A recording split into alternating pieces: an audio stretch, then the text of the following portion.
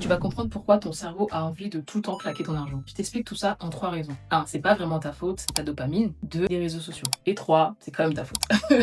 Un achat, en fait, ça provoque un plaisir instantané, que le cerveau fonctionne avec des systèmes de récompense. C'est-à-dire que quand tu vas faire des achats, à la fin, ton cerveau va avoir un shoot de dopamine. Donc, tout le monde sait, c'est l'hormone du bien-être, du plaisir, qui va renforcer en fait les schémas de dépenses. Donc, plus tu vas dépenser, plus tu vas vouloir rechercher cette dopamine, où on n'a pas besoin d'effort physique ou mental. C'est très facile, surtout quand on paie avec une carte ou son téléphone. Par contre, épargner, ça demande plus d'efforts, surtout l'effort mental. Bah là, la dopamine, elle n'y est pas, tu vois. Donc, pour toutes ces raisons, dépenser quelque part, c'est pas vraiment ta faute, c'est juste que bah, ton cerveau, il va maximiser les récompenses et les shoots de dopamine. La deuxième raison, on va pas se mentir, c'est qu'aujourd'hui, avec les réseaux sociaux, la compétition, le show-off, tout le monde a envie de dépenser, même pas pour se faire plaisir, même pas pour une raison, mais juste pour être comme les autres. On va acheter le dernier iPhone juste parce qu'on a vu les autres le faire. Et en fait, ça, derrière, c'est l'effet de groupe. C'est tout simplement l'effet mouton, où tu vas avoir envie de dépenser sans même que tu en aies le besoin ou la nécessité. Maintenant que tu sais ça, tu as la possibilité de changer en fait. Tu as la possibilité d'apprendre à réduire tes dépenses qui vont te créer des grands shoots de dopamine. C'est-à-dire, tu vas éviter de payer avec tes cartes bancaires, tu vas budgétiser, en fait, tu vas trouver un moyen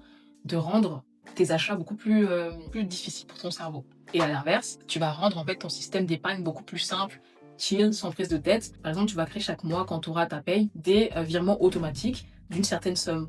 Et je pense que c'est mieux que tu mettes une somme assez petite, mais à laquelle tu réfléchis pas, mais peut-être 50 € par mois, automatiquement, mais tu touches pas, et tu es sûr que ça va aller finir dans tes épargnes. Et pour les réseaux sociaux, c'est très simple, tu vas te désabonner à toutes ces personnes qui te donnent envie, qui te font jalouser. La mise en scène, la location, tu es une personne lambda, tu vas juste gérer ton argent tranquillement, ne pas te laisser influencer. C'est très important que tu apprennes à patienter, à miser sur l'avenir, à te gérer en fait.